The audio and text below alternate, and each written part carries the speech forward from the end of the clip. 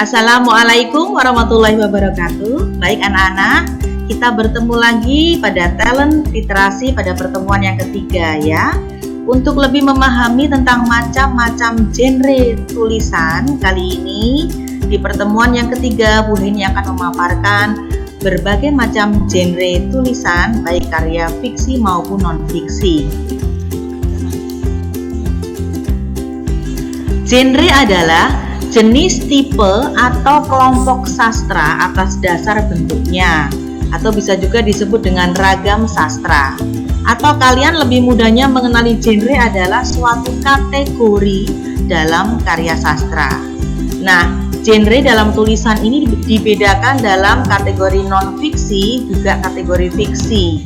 Nah, berikut ini adalah pembagian kategori genre non-fiksi. Non-fiksi adalah sebuah genre yang berisi tentang tulisan-tulisan yang tidak terlalu membutuhkan imajinasi. Pada genre ini, isi tulisan biasanya memuat narasi kepenulisan ilmiah, artikel, tips dan trik, juga catatan bersejarah. Sementara fiksi adalah sebuah genre yang biasanya berupa cerita yang membutuhkan imajinasi dalam pengolahannya. Baik anak-anak, sekarang kita lebih fokus pada genre jenis fiksi ya. Nah, ada beberapa macam genre pada tulisan fiksi. Di antaranya, yang pertama adalah sci-fi atau science fiction. Jadi isinya itu berupa iptek juga fiksi. Di dalam sci-fi, dunia yang terbangun adalah dunia yang memiliki konsep teknologi dan sains ilmiah yang belum tentu ada di dunia nyata. Genre sci-fi dilihat dari teknologinya adalah cyberpunk, steampunk, juga cerita lintas galaksi. Contoh buku-buku yang berjenis genre sci-fi ini antara lain adalah Serenity, Matrix, juga Back to Nature. Yang ketiganya itu juga diangkat menjadi sebuah film layar lebar ya. Yang kedua, genre horor. Genre horor merupakan jenis genre yang cerita dan plotnya itu dibangun sedemikian rupa sehingga mampu memberikan rasa ngeri pada pembaca atau penontonnya. Horor ini macam-macam, bisa berupa makhluk halus yang meneror atau cerita pembunuhan berantai yang intinya membuat pembacanya merasa takut atau ngeri.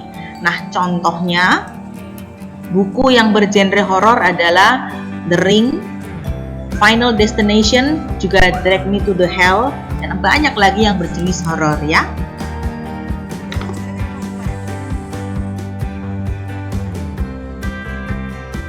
Berikutnya adalah genre yang disukai oleh banyak anak-anak dan remaja.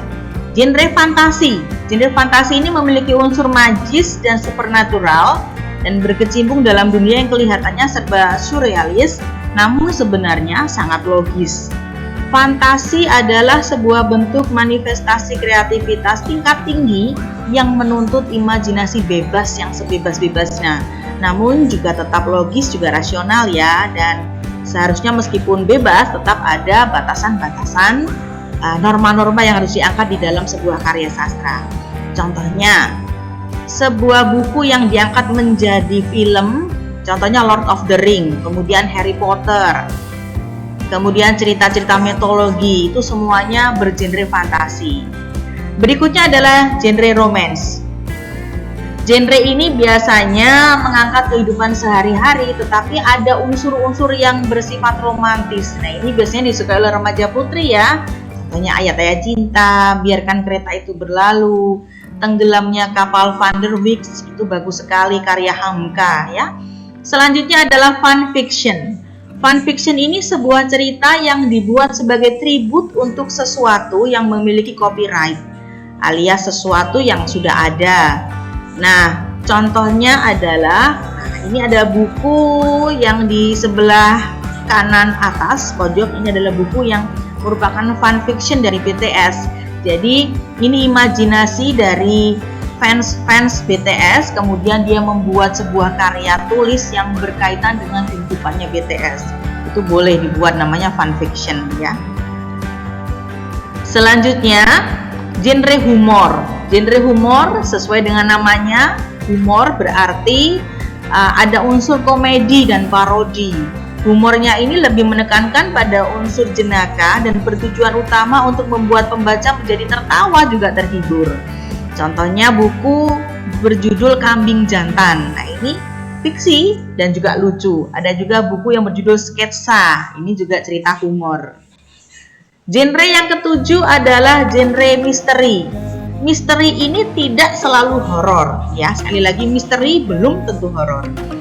Misteri adalah cerita yang bertugas untuk membuat pembaca merasa penasaran sepanjang cerita karena banyak hal yang ditutupi dan terbongkar satu persatu. Kalian pasti sudah pernah membaca Detektif Conan kan? Nah, itu adalah salah satu misteri yang bersifat teka-teki atau memecahkan suatu kasus tertentu. Buku yang sangat terkenal pada genre misteri ini adalah Sherlock Holmes. Ini sangat terkenal. Selanjutnya, genre historical fiction adalah sebuah genre cerita yang memiliki setting di dunia yang sesungguhnya, namun di masa yang berbeda. Biasanya di masa lampau. Jadi pada historical fiction ini ada permainan alur. Alurnya itu biasanya mundur dan digabung dengan alur maju. Contohnya, buku yang bergenre historical fiction itu kalau sudah pernah membaca The Death to Come. Nah, ini bagus sekali karena kita diajak ke masa lalu, kemudian kembali ke masa kini, kembali lagi ke masa lalu. Yang terakhir adalah genre adventure. Ini sebuah genre bertema petualangan. Sebuah petualangan tidak harus mengembara ke tempat yang jauh, tapi bisa memiliki sebuah peristiwa yang mampu mengubah sesuatu, baik itu diri sendiri atau orang lain. Nah, petualangan adalah kejadian atau peristiwa penting yang terjadi dalam kehidupan seseorang. Contoh buku yang bertema adventure atau petualangan itu yang paling terkenal dulu sejak zamannya guru masih kecil itu 5 Sekawan. Ada juga Icelander atau itu fantasi tapi juga petualangan. Oke. Nah, anak-anak, beberapa buku itu mungkin memiliki multi genre, ya. Ada multi genre. Contohnya, pada buku 5 Sekawan yang sudah pernah kita baca atau saya pernah baca itu, selain dia bergenre adventure, juga ada fantasinya atau kadang-kadang disisipkan juga genre romance. Jadi tidak selalu satu buku itu satu genre atau tidak selalu satu karya sastra itu satu genre. Bisa 2 atau bahkan 3 genre. Hanya saja ada yang dominan. Contohnya Detektif Conan. Nah, Detektif Conan itu genre utamanya adalah misteri. Tapi bisa juga ada saat-saat ceritanya itu petualangan. Ada saat juga ceritanya itu berbau humor, ada lucunya, itu boleh.